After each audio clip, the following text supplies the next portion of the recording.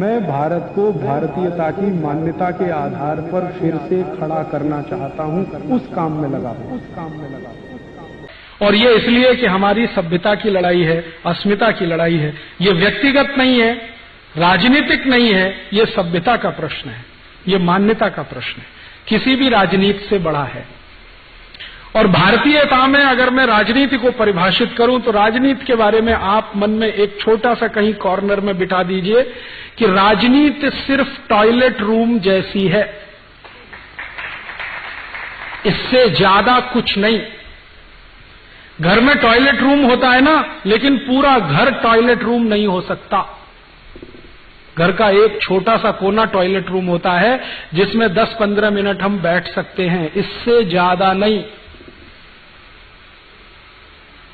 राजनीति भी वहीं तक है, क्योंकि उसके आगे तो बहुत कुछ है, किचन है, डाइनिंग रूम है, ड्राइंग रूम है, बेडरूम है, वो महत्व के हैं, टॉयलेट रूम नहीं है, 15 मिनट के लिए है बस। तो राजनीति भी उतनी ही है। इसको इससे ज्यादा सर पे मत चढ़ाइए, नहीं तो तकलीफ करेगी आपको। राजनीति को हमने जरूरत से ज्यादा सर पे चढ़ा लिया है, और इतना चढ़ा लिया है कि हर छोटे बड़े काम में किसी न किसी पुढ़ारी को पकड़ के लाते हैं। हाँ, मंदिर का उद्घाटन वो पुढ़ारी करता है जो जिंदगी भर बलात्कार करता रहा,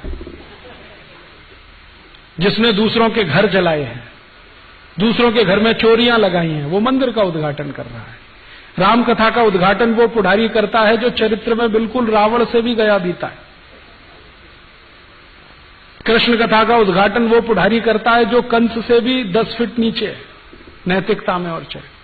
हमने सच में इनको सिर पर चढ़ा रखा है, हर छोटे बड़े काम में इनके आगे पीछे घूमते रहते, आइए जी हमारे यहां उद्घाटन। कहां फंस गए आप इनके चक्कर में।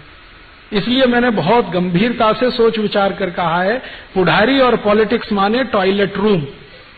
घर की जरूरत है, लेकिन पूरा घर वो नहीं है, थोड़ा सा हिस्सा है, उतना ही भर रखिए उसको। उतना भर रखेंगे तो ये सीधे रहेंगे और एकदम चलते रहेंगे आपके कहने पर। जो आपने सिर पे बिठा लिया, अगर पूरा घर टॉयलेट बना लिया तो क्या होने वाला, घर छोड़ के जाना पड़ेगा आपको। इसलिए ज्यादा इनको सिर पे मत चढ़ाइए और ज्यादा इनको इस तरह से तवज्जो मत दीजिए, हर समय उनके आगे पीछे मालाएं लेके खड़े हो जाना। हम जानते हैं कि चरित्र से बहुत घटिया है, बेईमान है, चोर है, लुच्चा है, लफंगा है, लंपट है, फिर काहे के लिए मालाएं लेके खड़े हैं उसके सामने। जब जानते हैं, नहीं जानते तो बात अलग है। आपको मालूम है सब कुछ खुला है आपके सामने उसका, फिर इतना क्यों उसको तवज्जो देना। थोड़ा स्वाभिमानी तो बनिए। भारत के लोग तो स्वाभिमान के लिए गर्दन कटा देते हैं, स्वाभिमान नहीं छोड़ते हैं। हमने इतना छोड़ दिया है। तो जब आप थोड़े स्वाभिमान से, आत्मसम्मान से खड़े होने लगेंगे तो ये पॉलिटिशियन आपकी इज्जत करने लगेंगे। जब इनके सामने आप गिड़गिड़ाते और रंगाते खड़े रहे, ये आपके सिर पर चढ़ के बैठेंगे। इसलिए उनको उनकी जगह रहने दीजिए। खत्म करता हूं। मेरा एक दोस्त है, अमेरिका में रहता है। थोड़े दिन पहले उसने मुझे ईमेल किया, कैलिफोर्निया के पास एक गांव में रहता है, कैलिफोर्निया स्टेट में रहता है एक गांव में। तो उसने मुझे ईमेल किया और बोलता है, राजीव भाई मेरा घर जल गया। तो मैंने कहा सो व्हाट, जल गया तो जल गया, क्या फर्क पड़ता है। उसने कहा नहीं मैं कुछ बताना चाहता हूं। मैंने कहा बताओ। उसने कहा जब मेरा घर जला तो सबसे पहले फायर ब्रिगेड आ गया और फायर ब्रिगेड ने आग बुझाई। फिर तुरंत ही इंश्योरेंस कंपनी वाले आ गए, चेक लिख के देके चले गए।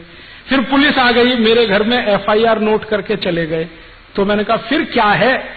उसने कहा मेरा पड़ोसी नहीं आया।